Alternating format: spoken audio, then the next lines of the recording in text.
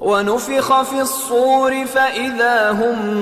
من الأجداث إلى ربهم ينسلون قالوا يا ويلنا من بعثنا من مرقدنا هذا ما وعد الرحمن وصدق المرسلون إن كانت إلا صيحة واحدة فإذا هم جميع لدينا محضرون فاليوم لا تظلم نفس شيئا ولا تجزون إلا ما كنتم تعملون إن أصحاب الجنة اليوم في شغل فاكهون هم وأزواجهم في ظلال على الأرائك متكئون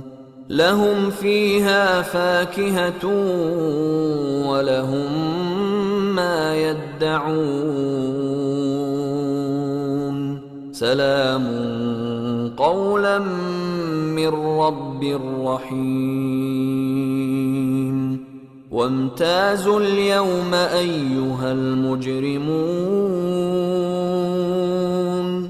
ألم أعهد إليكم يا بني آدم ألا تعبدوا الشيطان إنه لكم عدو مبين وأن اعبدوني هذا صراط مستقيم ولقد أضل منكم جبلا كثيرا أفلم تكونوا تعقلون هذه جهنم التي كنتم توعدون اصلوها اليوم بما كنتم تكفرون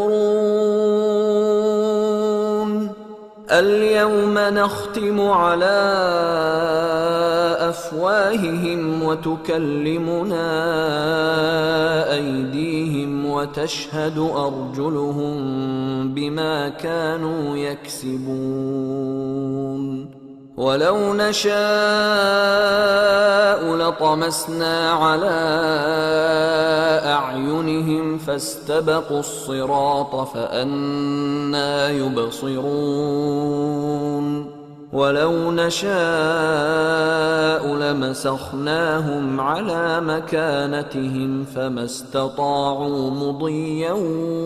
ولا يرجعون और जिस वक्त सूर फूंका जाएगा ये कब्रों से निकलकर अपने परवरदिगार की तरफ दौड़ पड़ेंगे कहेंगे हाय बर्बादी हमें हमारी ख्वाबगाहों से किसने जगा उठाया ये वही तो है जिसका रहमान ने वादा किया था और पैगंबरों ने सच कहा था वो तो सिर्फ एक जोर की आवाज होगी कि सब के सब हमारे रूबरू आ हाजिर होंगे फिर उस रोज किसी शख्स पर कुछ भी जुल्म नहीं किया जाएगा और तुमको बदला वैसा ही मिलेगा जैसे तुम काम करते थे अहले जन्नत उस रोज ऐशो निशात के मशगले में खुश होंगे वो भी और उनकी बीवियां भी सायों में तख्तों पर तकिए लगाए बैठे होंगे वहां उनके लिए मेवे होंगे और जो वो मंगवाएंगे उनको मिलेगा उनको परवरदिगार मेहरबान की तरफ से सलाम कहा जाएगा और वो फरमाएगा कि गुनाहगारों तुम आज अलग हो जाओ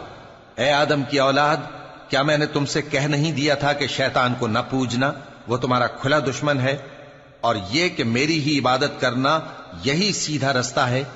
और उसने तुम में से बहुत सी खलकत को गुमराह कर दिया था तो क्या तुम समझते नहीं थे यही वो जहन्नम है जिसके तुम्हें धमकी दी जाती थी जो तुम कुफ्र करते रहे हो उसके बदले आज इसमें दाखिल हो जाओ आज हम उनके मुंहों पर मोहर लगा देंगे और जो कुछ ये करते रहे थे इनके हाथ हमसे बयान कर देंगे और इनके पांव इसकी गवाही देंगे اور اگر ہم چاہیں تو ان کی آنکھوں کو مٹا کر اندھا کر دیں، پھر یہ رستے کو دوڑیں تو کہاں سے دیکھ سکیں گے؟ اور اگر ہم چاہیں تو ان کی جگہ پر ان کی صورتیں بدل دیں، پھر وہاں سے وہ نہ آگے جا سکیں اور نہ پیچھے لوٹ سکیں۔